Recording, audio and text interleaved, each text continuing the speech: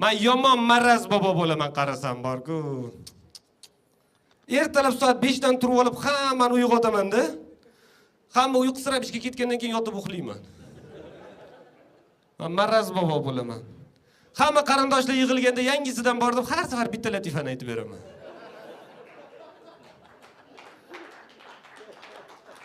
Tag'in kulmasa xafa bo'laman keyin.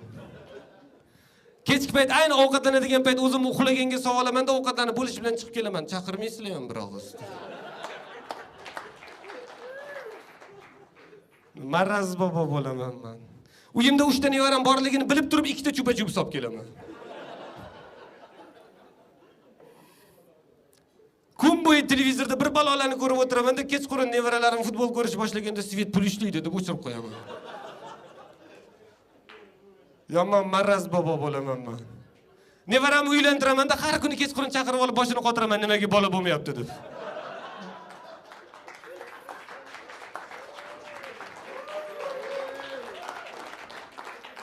Yomon maraz bobo bo'laman men. 50 ga kirmay soqol qo'yib olaman-da, 65 ga kirganlar duo qilib yuraman, bolam meni yoshimga yetib yurdi.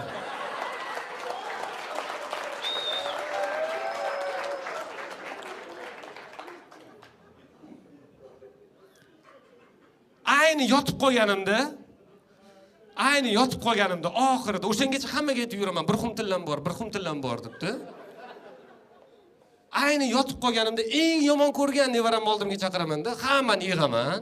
Hamma yaqinlarni yig'aman-da, eng yomon ko'rgan nevaramni oldimga chaqiraman-da, bu yoqqa kel deb. Qulog'iga tilla yo'q deyman-da. Ketayotgan payt hammaga teng bo'lib ber deyman.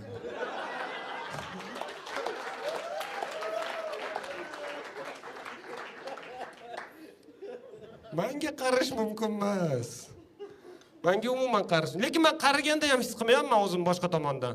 Chunki qarigan sari organizm har tomonlama susayish kerak-ku, to'g'rimi?